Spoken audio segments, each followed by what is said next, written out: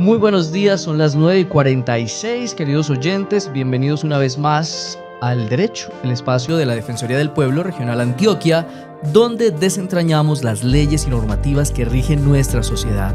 Hoy, en un programa muy especial, abordaremos un tema de gran relevancia que ha generado mucho debate y expectativa: el artículo 19 de la reforma laboral del 2025 en Colombia. Esta reforma, que busca modernizar y adecuar el marco laboral a las realidades actuales del país, trae consigo importantes novedades. Y precisamente el artículo 19 se centra en un aspecto crucial: el trabajo de las personas privadas de la libertad, un tema que sin duda genera muchas preguntas y reflexiones sobre derechos, resocialización y oportunidades. Para entender a fondo este artículo hemos invitado a expertos en derecho laboral y en derechos humanos que nos ayudarán a desglosar cada aspecto. Pero antes de darles la bienvenida, recordemos que su participación es fundamental. Pueden enviarnos sus preguntas a través de nuestra plataforma de radio penitenciaria y en lo que se va desarrollando este programa se le darán las respuestas. Para abordar nuestro tema de hoy, contamos con la valiosa participación de dos expertos en el campo legal. En primer lugar, damos la bienvenida al doctor Jorge Augusto Patiño, reconocido abogado laborista, y junto a él nos acompaña el doctor Juan David Colina Arenas, un destacado profesional del derecho, ambos profesionales de la Defensoría del Pueblo Regional. Muy buenos días, ¿cómo están? Muy buenos días a todos y a toda la audiencia. Esperamos que este sea un espacio que permita resolver esas dudas precisamente sobre este artículo y esta norma tan importante que está generando inclusive muchas libertades en este mundo. Doctor Colina, bienvenido. Hace rato no lo veíamos. Sí, hace rato no tenía la oportunidad de volver a compartir con ustedes, Jairo. Muy buenos días para vos. Buenos días. Saludos para la mesa de trabajo y todos los radioescuchas. Es un honor volver a estar con ustedes aquí acompañándolos y resolver una serie de dudas que se están presentando a raíz de la promulgación de la Ley 2466, que en su artículo 19 trajo una reforma interesante que cobija a la población privada de la libertad. Estamos aquí entonces como para dar ese primer acercamiento. Exacto. Y aclarar ciertas dudas que se vienen suscitando respecto a la aplicación de esta norma. Doctores, para iniciar, ¿qué es una reforma laboral y por qué los países la actualizan en algunos momentos de la historia del país? Bueno, Jairo, aquí sí es importante hacer una aclaración. Nosotros, digamos, como abogados de la Defensoría del Pueblo, pertenecemos a un programa que se llama 1542, que en el primer, episodio de este programa nosotros, contextualizamos de qué se trataba. Sí. Y es un programa que va orientado precisamente a acompañar a la población privada de la libertad en el ejercicio de sus derechos. Nosotros, más que especialistas en temas laborales, somos especialistas en temas penitenciarios, en tema penal y en tema penitenciario. Sí, señor. No obstante, es importante hacer esa claridad porque la reforma laboral tiene, digamos, que un cúmulo de ajustes a lo que venía siendo la legislación laboral en Colombia. No obstante, introduce en ese artículo 19 una reforma, digamos, que modifica de cierta manera la legislación penitenciaria, la ley 65 de 1993 en su artículo 82 en cuanto a la redención de penas por trabajo. Uh-huh. Entonces, digamos que la intervención de nosotros el día de hoy vamos orientada a un tema penal, penitenciario o ejecución de sentencias. Uh-huh. ¿De acuerdo?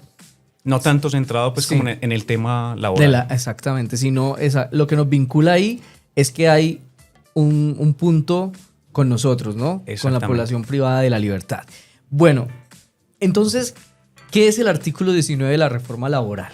¿Por qué nos ha traído a la conversación? ¿Por qué la gente habla tanto de esto? Yo creería que es importante, digamos, que para iniciar la discusión, sí, o al menos el abordaje de esta temática, comprender cuál es el antecedente de ese artículo 19 que está contemplado en el artículo 82 de la ley 65 de 1993, y digamos cuál es lo novedoso del artículo 19 y qué modificación realiza respecto a la norma anterior. Y a partir de ahí verificar en qué casos es aplicable y zanjar, digamos, no zanjar la discusión, sino más bien abrir la discusión respecto a en qué casos es aplicable retroactivamente por aplicación del principio de favorabilidad ese artículo 19, porque yo creo que ahí es donde más se suscita, digamos, Sí, que las preguntas, la discusión, qué se puede hacer, cómo se puede hacer, si me lo niegan, entonces cómo lo puedo discutir, etcétera. Entonces, es importante de pronto abordar en principio el contexto y conocer qué traía la norma, cuál es, digamos, que la norma anterior y cuál es la norma actual del artículo 19. Me parece muy Entonces, bien. sí, Jorge me puede ayudar con la lectura del Parece muy artículo. bien. Claro que sí, vamos a compartir. Entonces, el artículo 82 de la Ley 65 del 93 habla sobre la redención de pena por trabajo. Este artículo dice taxativamente: el juez de ejecución de penas y medidas de seguridad concederá la redención de pena por trabajo a los condenados a pena privativa de la libertad. A los detenidos y a los condenados se les abonará un día de reclusión por 2 días de trabajo. Para estos efectos no se podrán computar más de 8 horas diarias de trabajo. El juez de ejecución de penas y medidas de seguridad constatará en cualquier momento el trabajo, la educación y la enseñanza que se estén llevando a cabo en los centros de reclusión de su jurisdicción y lo pondrá en conocimiento del director respectivo. Eso es, y continuamos leyendo, creo que en la ley 2466, específicamente el artículo 19, que es el que modifica. que es el que modifica. Entonces Ahí, digamos, antes de que usted lea, Sí. entonces venimos con este un día de redención por 2 de días. trabajo, no superando las 8 horas. así es, que comúnmente le llaman 2 por 1, Exacto. ¿cierto? Sí, señor. Que le dicen, estoy redimiendo. Eso es lo que hasta 2 el por momento 1. todo el mundo conoce. Hasta el 25 de Bueno, junio sí. del año 2025. Así es. Entonces, cuando ya se promulga la nueva ley, el artículo 19 habla sobre la experiencia laboral de las personas privadas de la libertad. Y dice así: las actividades productivas y ocupacionales desarrolladas por la población privada de la libertad serán reconocidas como experiencia laboral, previa certificación de las entidades correspondientes, con la finalidad de posibilitar su ingreso al mercado laboral, mitigar la discriminación laboral y disminuir la probabilidad de reincidencia.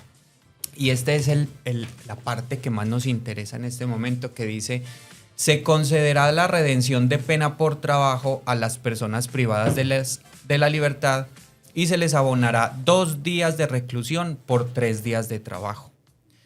Parágrafo. El Ministerio de Trabajo, en un término de 6 meses, expedirá la reglamentación necesaria para el reconocimiento de las actividades productivas y ocupacionales en los centros penitenciarios como experiencia profesional. Doctor. Entonces aquí claramente Sí, Sí, es, definirlo. sí, ¿Cómo sería? Entonces, ya la novedad es 2 días de redención, ¿cierto? por 3 días de trabajo. Por 3 Aumenta días la de cantidad trabajo. de días redimidos por días trabajados. Muy bien. Proporcionalmente aumenta. Y también la certificación laboral, o sea, Sí, también habla de experiencia. certificación. Sí, digamos que son dos aspectos distintos. Lo que habla de la reglamentación por parte del Ministerio de Trabajo es frente a la certificación del reconocimiento de experiencia laboral por, digamos que el trabajo desempeñado por parte de la población privada de la libertad en ese proceso de tratamiento y de redención de pena. Muy bien. ¿Cierto? Que digamos que claramente se establece una regla para tener en cuenta cuando las personas salgan de su tratamiento penitenciario, se puedan reincorporar de una mejor manera a la vida social y poder, digamos, acceder a ofertas laborales a partir de la acreditación de esa experiencia Así es. laboral. Yo creo que pues, es un ejemplo práctico. Hay muchas personas, por ejemplo, panadería que hay en los establecimientos penitenciarios. Hay muchas personas que están trabajando como panaderos, ¿cierto? Y cuando salen a trabajar, estuvieron detenidos 10 años trabajando como panaderos. Sí, Pero se cuando vuelven- salen le dicen, venga, usted es panadero. Ay, sí, ya sé cuántos años usted está trabajando.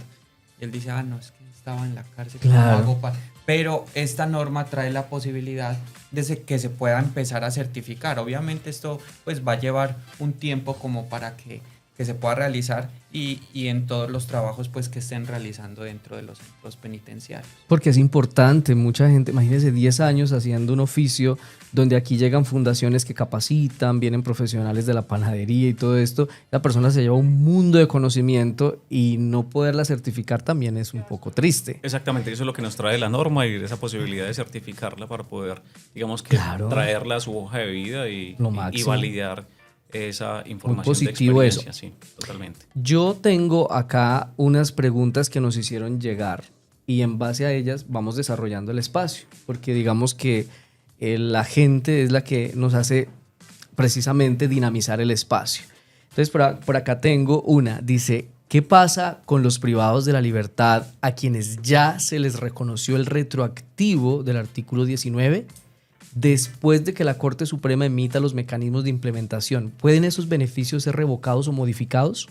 Bueno, aquí antes de contestar esta pregunta, es importante aclarar que pues, la ley trae su vigencia a partir de su promulgación el 25 de junio de 2025. Sí, señor. Entonces, en principio, digamos que ese artículo 19 en su parágrafo o en su inciso final, mejor, se aplicaría a futuro, en principio, ¿cierto?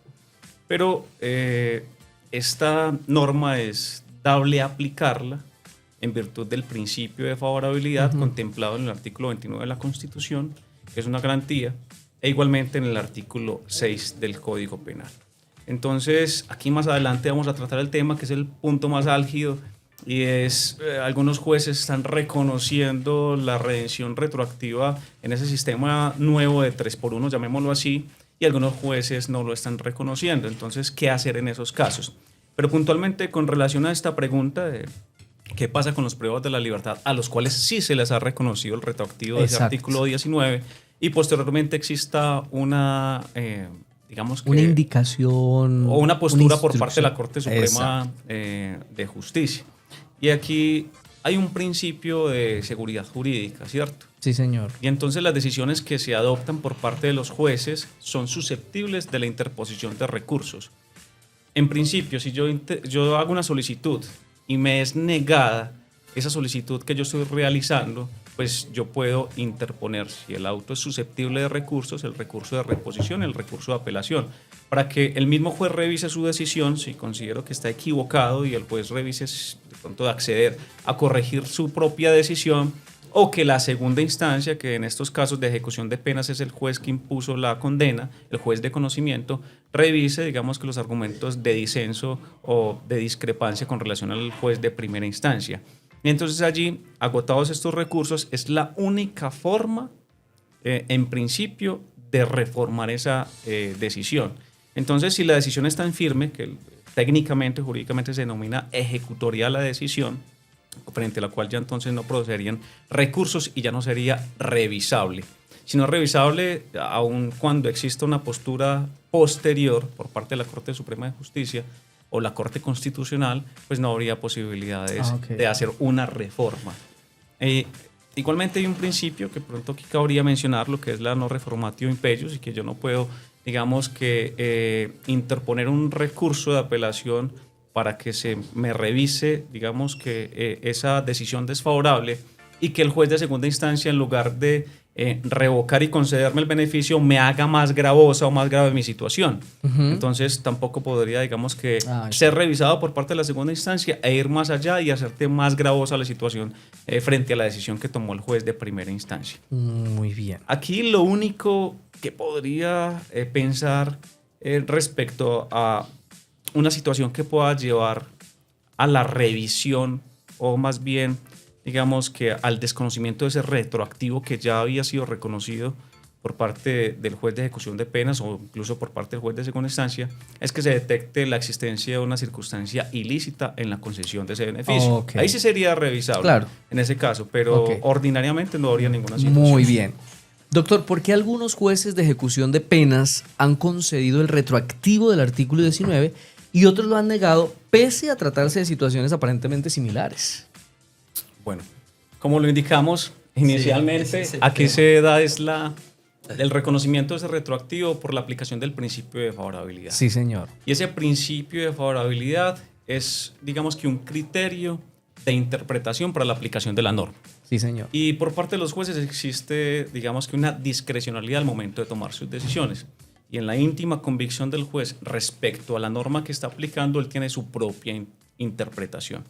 Entonces, aquí lo que está sucediendo es que hay jueces que interpretan que sí es aplicable el principio de favorabilidad, artículo 29 y sexto, 29 de la Constitución y sexto del Código Penal, pero algunos jueces consideran y tienen su interpretación de que no es aplicable. ¿Qué sucede y qué se puede hacer en estos casos? La interposición de recursos. Yo no estoy de acuerdo con la disposición de un juez que negó la aplicación del principio de favorabilidad de aplicarme el artículo 19 de manera retroactiva. Entonces podría solicitar la revisión mediante la interposición del recurso de apelación al juez de segunda instancia, que en este caso sería el juez de conocimiento que emitió la sentencia condenatoria.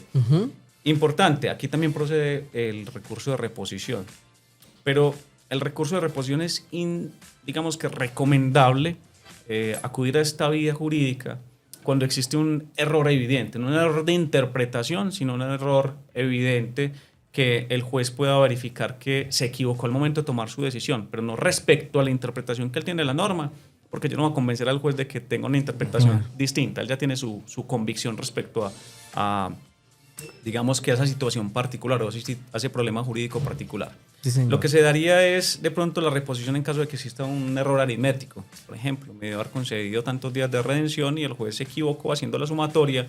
En lugar de reconocerme 150 días, me reconoció 100. Sí, entonces ahí un error que sea objetivamente muy evidente, sí se recomendaría interponer el recurso de reposición. En caso de interpretación, yo creería que sería casi que inocuo, porque es muy probable, muy probable, altamente probable, de que el juez confirme su decisión. Entonces la recomendación sería ir directamente al juez de segunda instancia, es decir, interponer el recurso de alzada o el recurso de apelación.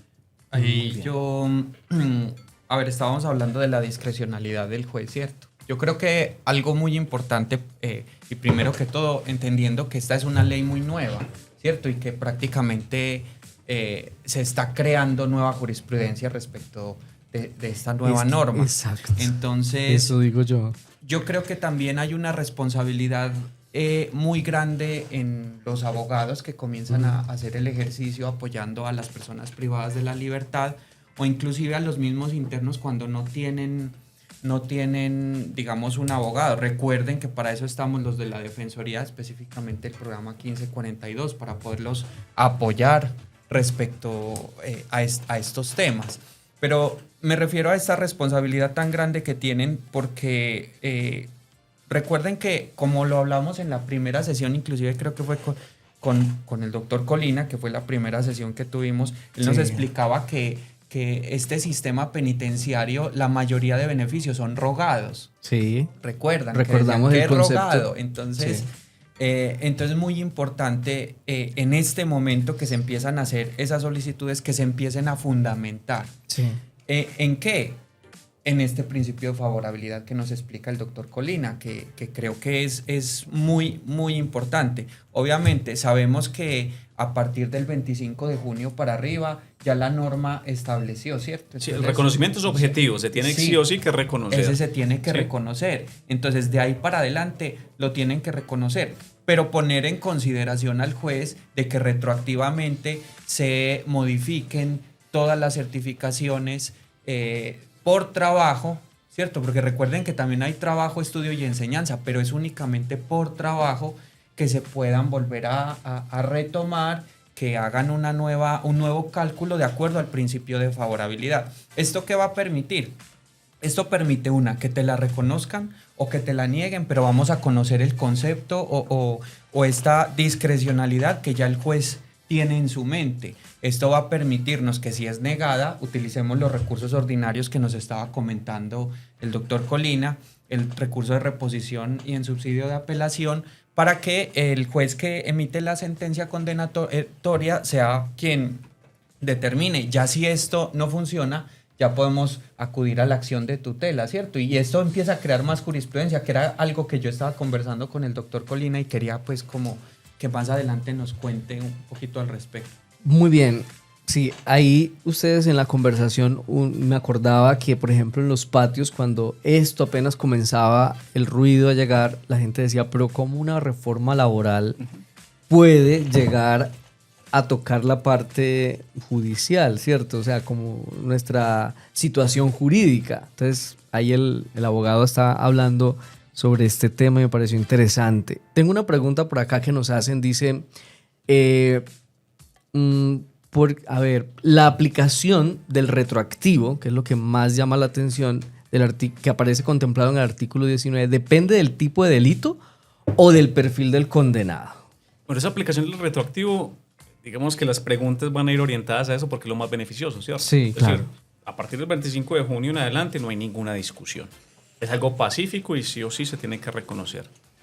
Y volviendo, digamos que al punto anterior, la discrecionalidad del juez es tan amplia en este asunto que incluso el juez puede reconocer oficiosamente, hacer el recálculo de esos cómputos anteriores. De hecho, hay muchos jueces de ejecución de penas que lo están realizando. Pero hay otros jueces que incluso solicitándolo lo están negando. Sí. Ahí está entonces el criterio de discrecionalidad y para eso entonces se nos habilitan los recursos de apelación en los casos en que no estemos de acuerdo. Y eso, de cierta manera, es un tema novedoso. Tenemos apenas un mes de la promulgación de la norma y yo soy, digamos que, un convencido de que esto se va a ir convirtiendo en una posición pacífica. De hecho, creería que son más los jueces, sin haber hecho un análisis cuantitativo, un sondeo cuantitativo, creería que son más los jueces que están reconociendo que los que están negando. Entonces es muy probable que cuando lleguen a resolverse las segundas instancias, muy probablemente se van a reconocer. El doctor Jorge tocaba un tema y es los recursos ordinarios, reposición, apelación, pero en caso de que el recurso de apelación confirme la decisión del juez de primera instancia, es decir, me niegue ese retroactivo, el reconocimiento de ese recálculo retroactivo, pues cabría la posibilidad de acudir a acciones constitucionales, en este caso la acción de tutela. Pero eso siempre y cuando se verifique la existencia de una vía de hecho en la decisión. Las decisiones de los jueces tienen que ser motivadas, fundamentadas, es decir, no puede ser una negativa arbitraria. Entonces, por eso, importante la intervención de los abogados, ya sean abogados contractuales o nosotros como defensores públicos que apoyamos en el programa de 1542 este tipo de solicitudes, fundamentar muy bien jurídicamente por qué es aplicable el principio de favorabilidad y hacer ese recálculo retroactivo, porque eso va, digamos, que permitir que las solicitudes sean mejor o más bien fundamentadas y que la discusión al momento de tomar la decisión por parte del juez o motivar su decisión sea de un nivel, digamos que más alto. Es decir, el juez tiene que motivar y si se establece en la solicitud el criterio jurídico de por qué debe aplicarlo, ¿cierto? El juez debería indicar por qué razón no lo aplica en el caso en particular. Y si hay un componente jurídico bien desarrollado en la solicitud, pues el juez va a tener, digamos que un reto mayor al momento de, si lo va a negar, pues entonces de tomar su decisión o motivar su decisión. Muy, muy bien. Hay algo que ha estado rondando en los pasillos de todas las cárceles del país. Todos los privados de la libertad hablamos de lo mismo. Dice, ¿por qué los monitores educativos que ejercen funciones de enseñanza dentro del sistema penitenciario no están siendo tenidos en cuenta para recibir el beneficio de la retroactividad? ¿No deberían ser reconocidos dentro del marco del artículo 19? Porque se levantan todos los días a trabajar. Entonces ahí tenemos como una inquietud grande. No sabemos si esto se vaya a dar la lucha, porque hay un riesgo. Lo analizo yo. Soy muy nuevo en esto. Pero, ¿y si la gente se desanima por ir a este tipo de rebajas dentro del sistema penitenciario? Porque no me está dando beneficio, no significa nada levantarme todos los días a educar a 40, 30 personas, ayudarlos en su proceso. Si esto no me genera a mí, entonces me paso. Voy a buscar los puntos donde me veo beneficiado. Entonces yo digo que ahí se debilita mucho este tema y es complejo aquí. Sí. ¿Qué dicen ustedes? Dejamos sin contestar una pregunta, la dejamos en el aire. Listo. Para pasar a esta. Esa llega de Pamplona, sí, para que sepan que viene de Pamplona. Perfecto. La anterior pregunta, digamos que dejamos algo en el aire y es... Sí. Si al momento de reconocer el retroactivo se verifica el delito. El delito, si el delito tiene o el perfil del PPL. En este caso no. En este caso, digamos que es algo que podría entenderse como objetivo en tanto no se trata del reconocimiento de un beneficio, sino del reconocimiento de un derecho.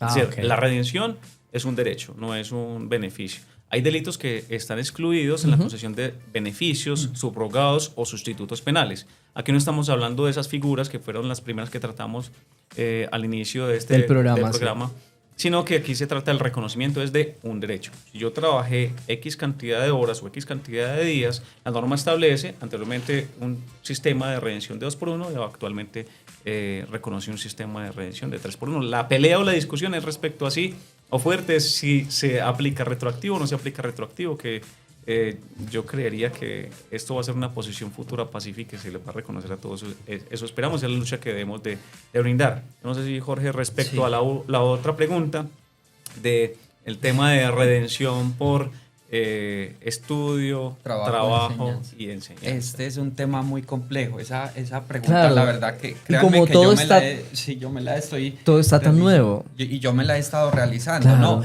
Inclusive yo creería que es una pregunta que no era este el momento de comenzar a hacerla, o sea, porque no se comenzó a hacer cuando se redactó la ley 65 del 93. Porque es que recuerden que esta redención sigue siendo la misma durante muchos años, que es redención de pena por trabajo, por estudio y por enseñanza.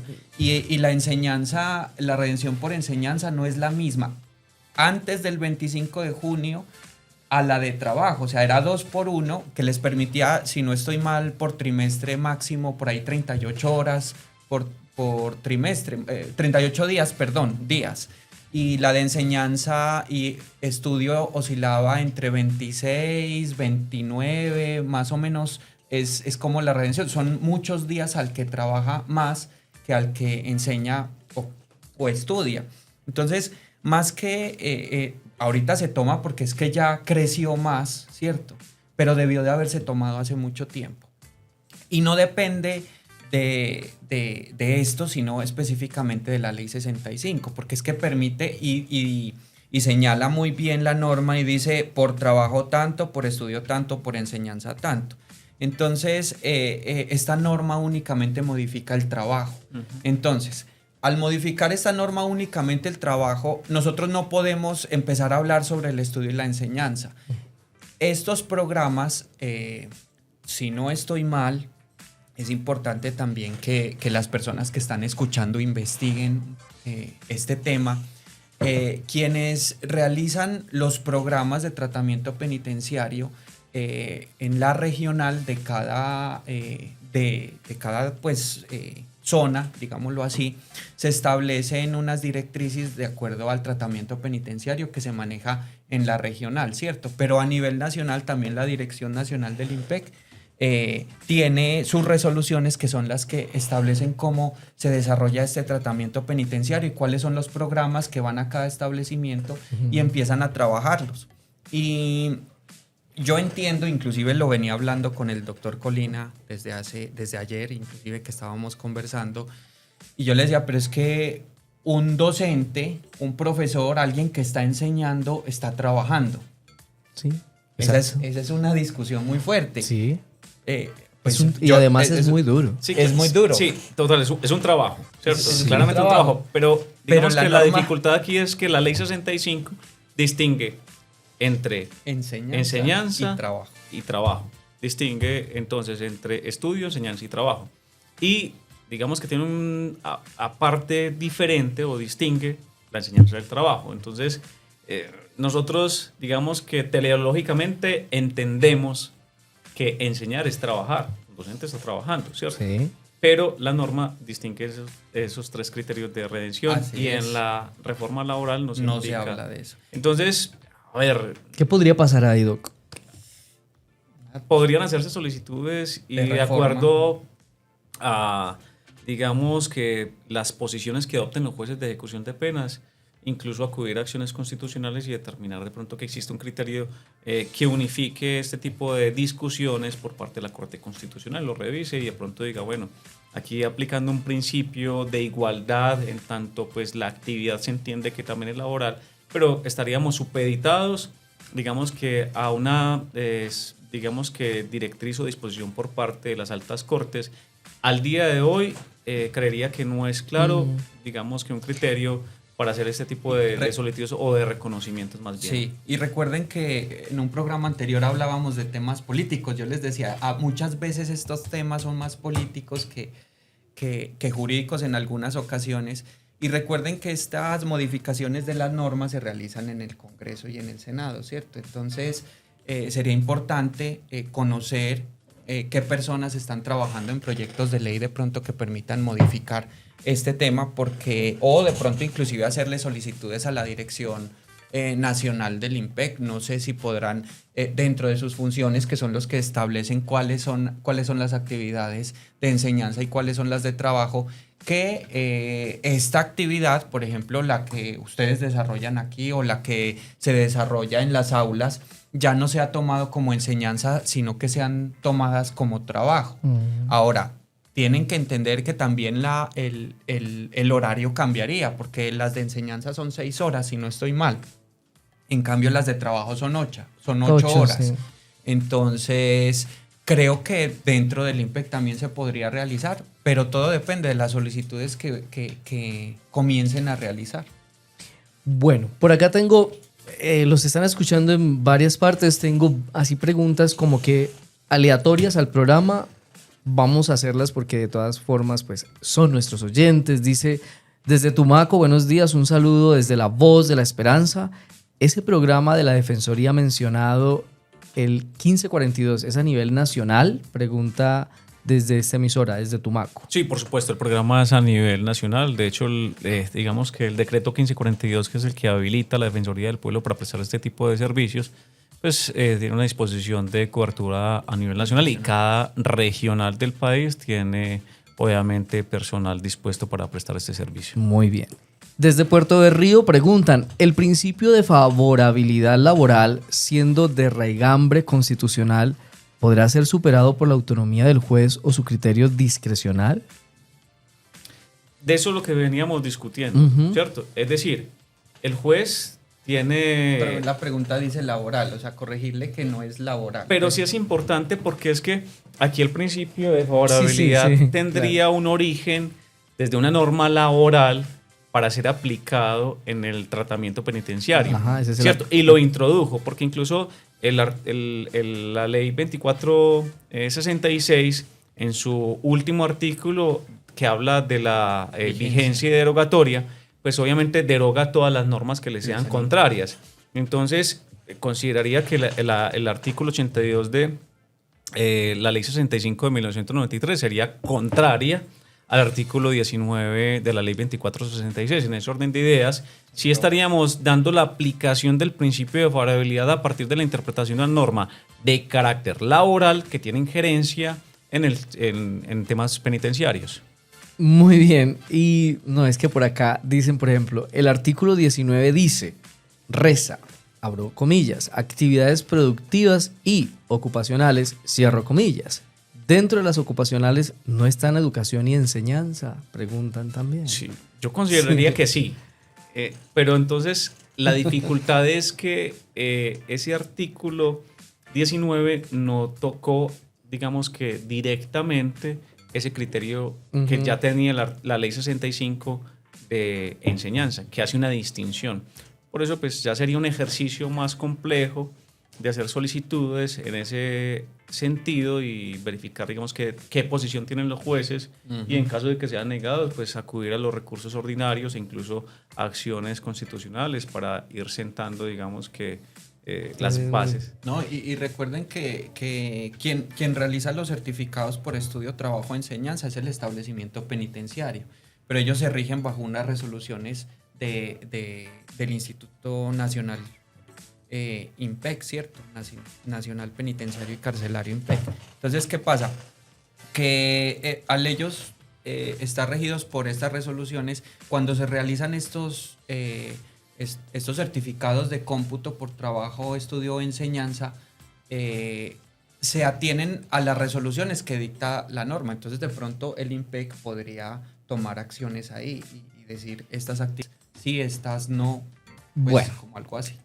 Ahora volvamos a la línea del programa. mientras estas preguntitas aleatorias se van respondiendo, si una persona fue trasladada de juzgado, el nuevo juez puede negar el retroactivo argumentando que otro juez ya había emitido un auto hace muchos años y que por tanto no puede modificarlo. No, precisamente el punto álgido de discusión es este. Es decir, revisar los autos mediante los cuales se reconocía el cómputo anteriores. Porque si ese sería el criterio, lo único que podríamos revisar serían los últimos 3 o 6 meses. Porque ya los demás deberían de haber estado reconocidos por el mismo juez o por un juez anterior. Entonces, digamos que en principio lo que se busca es precisamente que todas esas decisiones anteriores que se adoptaron frente a, digamos que el cálculo respecto a la redención, sean revisados y se aplique la nueva norma. Y desde Manizales está esta. Si un juez A negó el retroactivo y luego el caso pasa a un juez B, ¿es posible volver a solicitar el beneficio con el nuevo juez o ya no hay procedencia jurídica? Esta pregunta es muy interesante, ¿cierto? Porque hay decisiones de los jueces que cobran ejecutoría formal y material. Y hay algunas decisiones que solamente cobran ejecutoría formal. Esto digamos que es algo técnico, pero en palabras digamos que simples es las decisiones que solamente cobran ejecutoría formal implican que se puede volver a hacer la solicitud. Y en este caso consideraría que solamente cobra ejecutoría formal, entonces se puede realizar la solicitud cuantas veces digamos que sea necesario. Y digamos que las que cobran ejecutoría formal y material, les voy a poner un ejemplo digamos que conocido, y es cuando se interpone o más bien se emite la sentencia de primera instancia condenatoria, se interpone recurso, después decide el juez de segunda instancia y no se va a casación, ya contra esa decisión no proceden más recursos, es decir, ya no es modificable, ya no se puede hacer solicitudes o discusiones al respecto. En cambio, las que solamente cobran ejecutoría formal, pues yo creo que casi la mayoría de la población privada de la libertad tiene conocimiento de causa al respecto, y es, pido por ejemplo la concesión de la prisión domiciliaria y no me la otorgan, pero al mes la puedo volver a pedir si considero que nuevamente cumplo con el requisito, o la libertad condicional, así sucesivamente. Entonces se puede volver a pedir. En este caso, respecto a la redención, se podría volver a hacer la solicitud. Ok, bueno, vamos a darle paso a otra pregunta que nos llega de esa sí de afuera, digamos, estas preguntas que no están dentro de lo que habían ya preguntado. Dice, ¿podrá el PPL rechazar asistir al área educativas y exigir se le asigne una actividad de tipo laboral? Siendo una actividad laboral reconocida y a certificar, ¿deberá ser remunerada en todos los casos? ¿Cómo se hace con los PPLs trabajadores del rancho? Dice. O sea, hay una cantidad de preguntas. Yo considero que esta pregunta, pues, vamos a llevarla, pues, como para poderle hacer un estudio y un análisis, pero algo así como muy sencillo que yo les pueda decir es que recuerden que las personas privadas de la libertad están en un tratamiento penitenciario, que es algo muy importante que tienen que tener en cuenta. ¿Por qué? Porque también recuerden que cuando están recluidos hay unos derechos, como se hablaba en el primer capítulo, el doctor Colina lo explicaba muy bien, y me gustaría que ahorita de pronto retomemos una parte de eso, que hay unas limitaciones en sus derechos. Entonces sería muy complejo que se le exija al IMPEC, que es que yo quiero trabajar en esto y no quiero asistir a educación o no quiero asistir a enseñanza, porque entonces no habría tratamiento penitenciario, sino cumplimiento a las exigencias que realiza la persona privada de la libertad. Además que, entre otras cosas, el tratamiento es progresivo.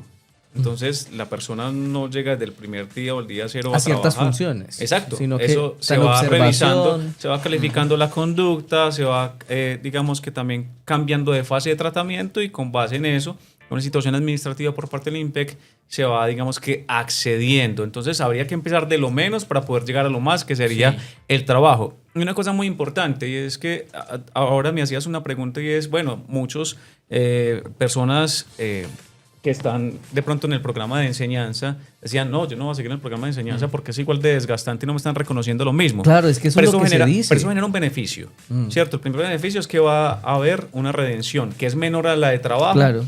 pero también al momento de hacer solicitudes de la concesión de subrogados o sustitutos penales, es decir, solicitar la domiciliaria o solicitar la libertad condicional. Son muy buenos. Claro, el juez va a verificar Claro. si la persona requiere o no requiere a un tratamiento penitenciario. Son varios criterios los que se evalúan al momento de la valoración para el otorgamiento, ya sea de la domiciliaria o la libertad condicional. Y el primero es objetivo, el cumplimiento del tiempo, ¿cierto? El 50% o las 3/5 partes. Que no esté excluido el delito dentro del 68A o 38G, correctamente, se cumpla con los requisitos. Después de eso, hay un elemento de evaluación por parte del juez de ejecución de penas, que es un elemento subjetivo. Y entonces, bueno, la conducta cómo está calificada, en qué fase de tratamiento está y si precisamente está acudiendo. Hay casos en los cuales abandonan o el estudio o el trabajo o abandonan también la enseñanza y el juez dice, no, pues aquí se interrumpió, hay una calificación negativa, entonces por esa circunstancia considero que requiere aún Más tratamiento penitenciario y se la niego. Claro. Es el criterio objetivo. Entonces la recomendación es, sigan donde están. Es decir, no se desesperen que en algún momento van a llegar al sistema de redención y esto va a generar indiscutiblemente beneficio, ¿cierto? Beneficio primero de cara a cómo va a observar, digamos, que el tratamiento que lleva el PPL al interior del establecimiento de reclusión en su proceso de resocialización y igualmente ir escalando progresivamente la posibilidad de acceder al programa de trabajo. Así es. Muy bien. ¿Qué entidades deben hacer? Ya estamos llegando al final, pero yo siento que esto apenas está tomando forma. O sea, aquí está pasando como el primer programa que tocó hacerle parte B porque Un apéndice. sí, porque queda mucho. O sea, mire todo lo que hemos hablado 1 hora sin comerciales, ¿cierto? Y mire por dónde vamos. Y la gente pues sigue generando preguntas. Esta ya está dentro de las preguntas que teníamos para el espacio de hoy.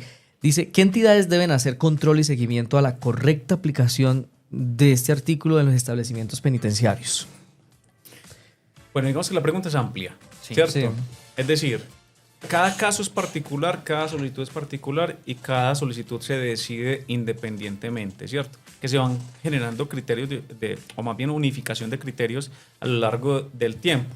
Pero para eso está el Ministerio Público, la Defensoría del Pueblo hace parte del Ministerio Público, la Sí, señor. Procuraduría, la Personería, perdón. Pueden, digamos que intervenir de cierta manera activa. Nosotros, mediante el programa 1542, estamos enfocados y uno de nuestros objetivos es precisamente hacer solicitudes fundamentadas, muy bien fundamentadas de cara a que los jueces de ejecución de penas pues lleguen a acceder en mayor medida a la aplicación del principio de favorabilidad y dar la pelea jurídica que haya que dar respecto a este tipo de solicitudes, agotando los recursos ordinarios y si es necesario que hubiera acciones constitucionales también lo haríamos. Doctores, dentro de su apreciación, ¿será que está prevista alguna capacitación o lineamiento para que los funcionarios jurídicos del IMPEC asesoren correctamente a los internos sobre el proceso de solicitud de este beneficio? O sea, ¿ustedes creen que eso se pueda dar? Yo creería que sí, eso es algo novedoso y yo creo que a nivel de IMPEC e incluso al interior de otras entidades como Procuraduría, como Defensoría, como Personería, e igual que digamos que tenemos relación directa con la población privada de la libertad. Tenemos un reto de seguir estudiando, de seguir analizando, de verificar, por ejemplo, uno de los retos es, bueno, ¿qué se puede hacer? Que ya es una discusión jurídica de mayor talante respecto a las personas que están en este momento en enseñanza y que no se les está reconociendo. ¿Qué podemos hacer ahí? ¿Qué discusión? Exacto. Pero no es tan inmediato, es más complejo. Digamos que inmediato estamos revisando el tema de la aplicación de la retroactividad por el principio de favorabilidad. ¿Cierto? Ustedes saben que yo hago analogías, ¿no? Sí. Siempre he hecho analogías Pero, desde el antes- comienzo. ven, Antes de que se me vaya la analogía. Se nos va a ir a los dos. No, dale, dale. Bueno, retenga un poquito más. Anote. ¿Sabe Bueno. cómo yo veo este proceso? Como la IA, cuando comenzaron. La IA es algo que está aprendiendo de todo el proceso. Y yo pienso que esto también se está acomodando, se está entendiendo. Sí, Es algo que se está construyendo entre sí. entre los objetos de este artículo, o sea, donde vamos, a los que nos beneficiamos, más los que ayudan a ejecutar, más los que legislan. Creo que esto es un ejercicio como la IA. Sí, total. Se va refinando con Totalmente. el tiempo. Y lo que yo decía, una unificación de criterios, Sí, señor. y se vuelve una posición Ahí está mi más analogía. indígena. Se salvó la analogía. Se salvó, la alcanzamos a dar. Bueno, Ahora usted. Me tocó hasta apuntar para que no se me vaya ahí. Sucede que dentro de las capacitaciones, Sí. yo recuerdo un tiempo, yo estuve trabajando también en el IMPEC hace años y dentro del IMPEC había una figura que les permitía a los guardianes dictar capacitaciones a los internos. Y yo tenía una jefe en ese momento que la verdad la respeto mucho, es abogada también, era asesora jurídica, y ella daba esas capacitaciones a los internos cuando llegaban. Yo creo que hay forma que ustedes lo puedan solicitar y si hay disposición del establecimiento penitenciario pueden realizar una capacitación general, pienso yo, y es algo muy chévere. Yo creo que eso les permitiría a ustedes empezar a realizar las solicitudes personalmente, diría yo, y obviamente también ayudarle al área jurídica de los establecimientos que la verdad mantiene muy colapsada porque Claro. es que son muy poquitos funcionarios para muchos internos. Bueno, y ya en la práctica profesional de ustedes desde junio, todo este junio hacia acá, ustedes ya en la Defensoría del Pueblo tienen casos en los cuales les ha tocado de pronto ayudar donde se denuncia desigualdad o discriminación en la aplicación de este beneficio. Todavía no tenemos decisiones, solicitudes sí, pero decisiones negativas no. Como te decía, digamos que intuitivamente consideramos que son más los jueces que están reconociendo Sí, claro. Y por de oficio. solicitud y muchos de oficio, es decir, Y muchos de sin oficio. necesidad de que el PP le solicite. Ah, sí, le ha llegado. Sí, Eso ha pasado aquí. exacto. Sí, Muchos, están saliendo muchas de Sí, oficio. sí, sí, claro. Entonces, y hay Ellos- personas que tienen mucho tiempo de condenas muy Inclusive largas que han libertades. venido. Escuché el caso de, no sé si estoy errado, pero el camarógrafo que sí conoce mucho de eso, 5 años. O sea, le llegaron, eso es mucho. Mucho. O sea, quedó así, como un smile. Sí, claro. Claro, súper. Total. O sea, una sorpresa. E incluso Sí. ni había solicitado, eso llegó así. Entonces, se están dando. Bueno, quedamos en acuerdo de que esto hay que darle una segunda oportunidad. Sí, por supuesto. Porque quedan aquí muchas cosas. Ya el tiempo se nos cumple. Pero mil gracias, doctores, por la oportunidad. Lo que quieran ya de pronto para cerrar el espacio, puntualizar. Pues yo simplemente hacer un llamado a la población privada de la libertad y es que sigan en el tratamiento penitenciario, en el sistema de redención, en el que estén. Que tengan claridad que es un sistema progresivo y a medida que van avanzando van a ir logrando beneficios, así no sean inmediatos. A futuro van a ver reflejado ese beneficio y el beneficio más importante es que les va a permitir una debida resocialización. Una experiencia de un privado de la libertad de otro establecimiento carcelario que me dijo, hombre, yo no estudié en la calle, yo no voy a estudiar acá. Y llevaba ya bastante tiempo. Uy. Y me decía, pero las personas con las que fui condenadas, ya algunas están saliendo. Y yo, precisamente por eso, porque Claro. usted no entró al sistema, digamos que, de tratamiento penitenciario. Y es tenerlo en cuenta, bueno, en la calle no te gustó estudiar, pero posiblemente aquí que tienes tanto tiempo podrías pensar y aprender algo nuevo y de pronto cogerle amor al estudio. Claro. Y digamos que si no le coges amor al estudio, lo mínimo que vas a lograr es la obtención de un beneficio y vas a estar menos tiempo privado de la libertad. Entonces, por A o por B, es algo bueno. Entonces, hay que incentivar esto y hacerlo, ya sea por interés, por gusto, que esto igualmente va a ir generando, digamos que algo indiscutiblemente positivo o simplemente pues por tratar de cumplir la pena en menor tiempo. Y efectivamente estoy de acuerdo con usted. Una vez dice, a mí no me gusta esto, pero porque no lo ha probado, ¿cierto? Ingresa, ve, es interesante estudiar, ve, yo no sabía esto, se enamoran del estudio y siguen, o Sí. de algunas labores. Entonces sí es darse la oportunidad. Como decíamos en un programa, por favor, dejemos de ser PPLs hongos, ¿cierto? Allá en la celda hay Sí, muchas sí. formas que están disponibles para que obtengamos beneficios y crezcamos como personas. Jairo, imagínese Sí, este señor. escenario, que quienes en este momento están en enseñanza digan, me siento rechazado, siento que no me está dando Sí. igualdad, voy a dejar de estar en este sistema, y que en un tiempo, unos meses, unos años digan, vamos a reconocerles. Claro. Y ellos dejaron de hacerlo. Se rompió. Se rompió y entonces decir, hombre, lo hubiera hecho, hubiera continuado y me están reconociendo ahora entonces, más. No sabemos si va a pasar, pero entonces... Por eso, pero el consejo más sabio es continuar. Permanezcan en sus rebajas y dejen que el sistema de tratamiento pues se vaya acomodando. Sí, no, y recuerden que este es un tratamiento penitenciario, o sea, el estar en el establecimiento o lo que la norma y el país pues quiere realizar es específicamente esa labor social y un acompañamiento personalizado, pero las personas tienen que acercarse a este tratamiento, porque si de entrada empezamos a decir, ay, yo ya no voy porque no me reconocen, entonces eso significaría que no están ejerciendo ese tratamiento penitenciario. Entonces, que tengan mucho en la mente eso, y lo que dice el doctor Colina es muy importante, más adelante pueda que las cosas funcionen de una manera, se amplíe. Por favor, entonces no nos vamos a desesperar. Así y las personas que pueden ya ir solicitando, como dicen ustedes, ese beneficio, ¿no? Esa retroactividad. Bueno, señores, mil gracias por la oportunidad y sabemos de que el próximo jueves vamos a continuar desarrollándose. Vamos a hablar con la doctora, a ver, para que nos el próximo jueves es festivo. Ok, perdón, sí. El siguiente, o sea que vamos a descansar. Sí. Bueno, al doctor Jorge Augusto Patiño y al doctor Juan David Colina Arenas, mil gracias. Nosotros nos vamos a despedir porque en Al Derecho, como se llama este programa, el compromiso de la Defensoría del Pueblo Regional Antioquia es con la promoción y defensa de los derechos de todas las personas, sin excepción. Los acompañó en la dirección periodística de este espacio Jairo Fuentes, comunicador social periodista en privación de libertad. Hasta pronto. Muchas gracias. Pronto, gracias. Nos vamos. Gracias. 10 de la mañana, 37.